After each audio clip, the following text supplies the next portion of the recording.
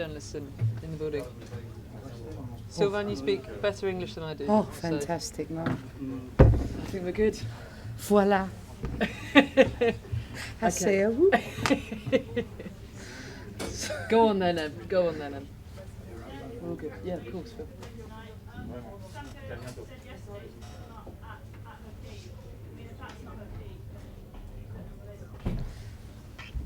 I fancied her to score a hat-trick tonight. I said it to Paul in the dressing room before the game. I felt like she don't get credit for all the other little bits she does, and while she's not, by her standards, top yet, I don't know anyone who just puts the ball away like she does. She really is. She's so alert and so decisive with her movement. She can make a bad pass a good pass. I think the third goal, was it she lobbed it? Was that the third or the second? Well, I mean, that's brilliant centre forward play. I guess Frank Kirby's introduction in the second half, Yeah. I felt that made a real difference, and how much will sort of having Kirby back and being fit again this season help Sanko as well? As I said yesterday, I rated Paris, and I felt there was a lot of work you have to do out of possession that over a 90-minute period I felt might have been too much for Fran. I said this to Serena this morning, it's so important we keep her healthy for both England and Chelsea. And while Fran always wants to play in every moment, I thought that was the perfect cameo for her. The team needed it. I felt we weren't close enough to Sam in the first half. I thought we struggled to build in a double pivot, but I changed some of that shape after 20 minutes. But we were sloppy in the first half, and I think the game's accumulation caught up on us a little bit tonight. I don't think people really realise how hard it is to keep doing it. So I thought it was a performance where we dug something out, but the strength came from the bench tonight. Tom? Hey. Yossi's won without Millie tonight. Just wondering how she is. Yeah. Maybe from an England fan's point of view, how likely would she be to go play next week? Yeah, like I said yesterday, she was 50-50, but nowhere really near it. I haven't seen her today, and I haven't spoken with the medical team because I get here and they come from Cobham, I come from home. So actually, hopefully we can have an update tomorrow.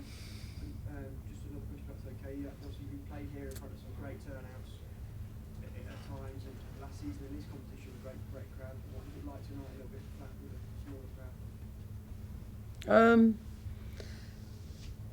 Do you know what? I never notice it when it's 50,000.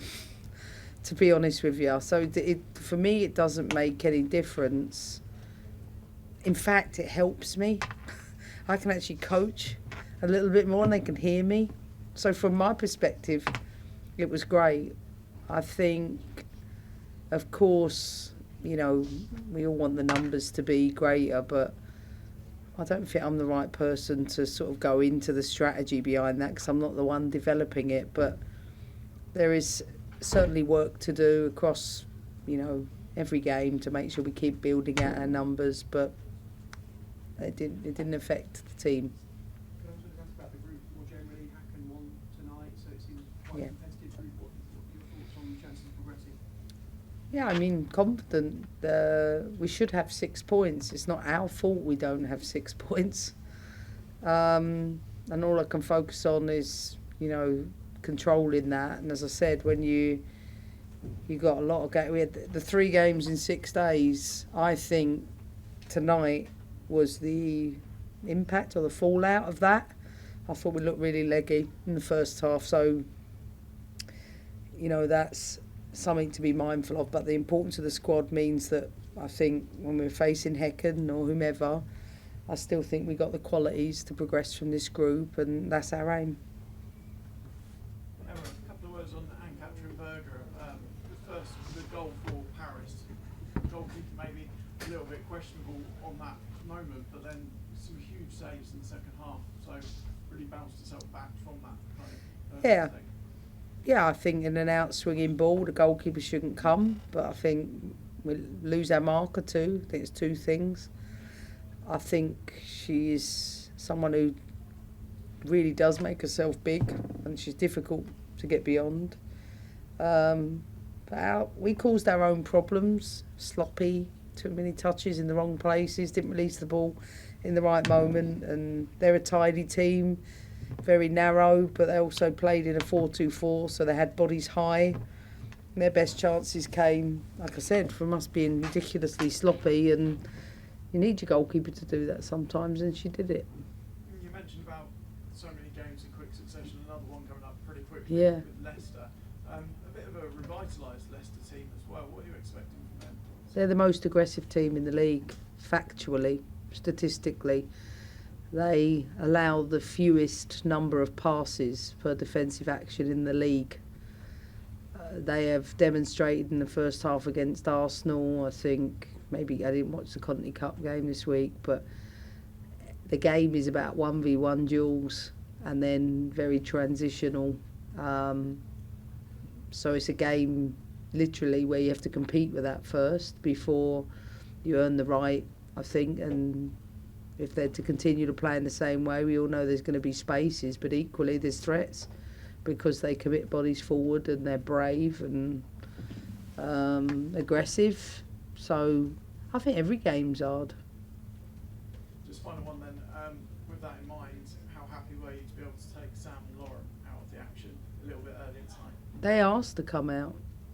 That's how, you know what I mean? That's what I'm saying. The players are like, they felt it. So, yes, it's great to get them out. And it's great to be able to go to the bench. And I thought bringing experience in particular, with Sophie coming in, I thought she brought the calm, composed impact that we needed. And same with Maren and Ev coming into the game. Mia getting her first Champions League game. Like, some days you have to, you know, just dig it out and need the strength from the bench, and the bench did their job. Yep. Anna, first of all, congratulations Thanks. on the victory today. Despite Chelsea not being at their 100% best today, what was it about today's performance, despite not being at their best, that sort of got Chelsea sort of over the line? And how important is it in sort of times like this in competitions where, you know, despite your team not being at their best, be able to sort of get the result and sort of grind results and get over the line? Yeah, I mean, we have a history of doing it.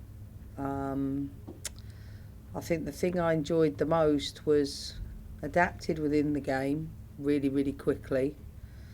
Adapted at half time, that then had an impact, and then adapted when we went 3-1 up. It's the adaptability piece. They're tactically flexible, the players.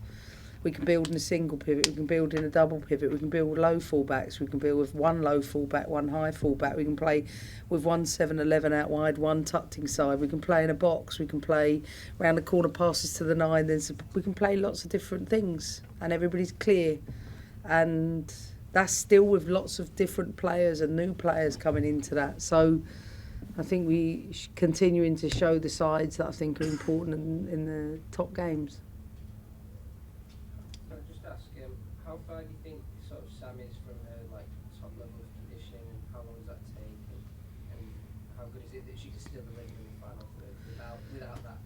She needed the run of games. I think the run of games have got to that, but you have to be mindful of the calf injury she's had. The last things you need is fatigue and the calf getting tight. So it's all about like carefully managing the loads to progressively get there, and I don't think there is an answer to it, but well, if that's her at 80% or whatever the percentage is, I'll take that every week. It's not bad. I can't wait for the 100% version to come.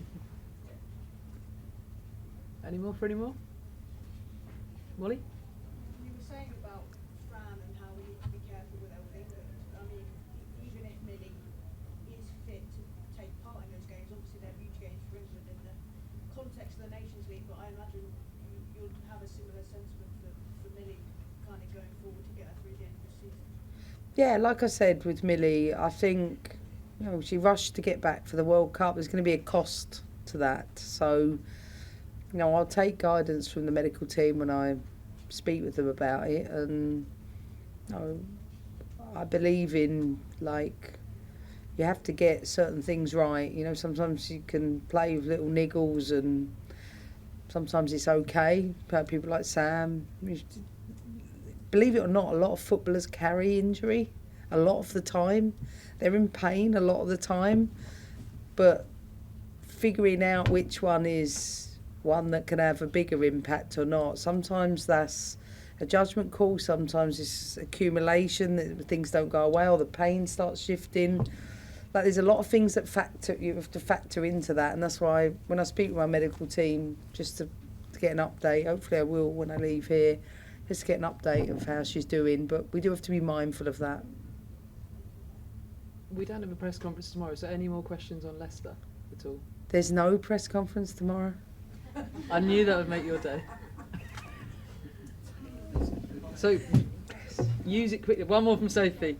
Almost got away. Almost. I know you were talking about how aggressive Leicester are, but what have you made of the job that Willie Kirk has done in his now 12 months at the helm?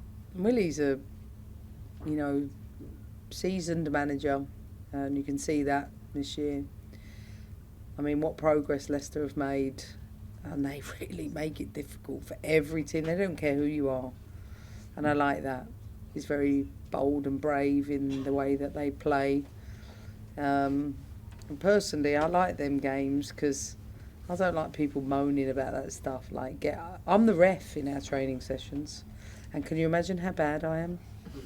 Like, they think I'm the worst ref in the world, but I ref a game like you're playing against Leicester.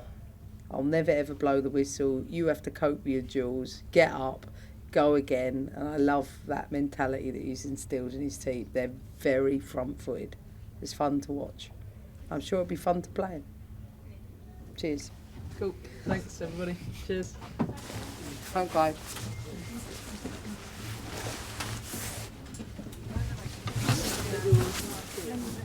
Thank you very much.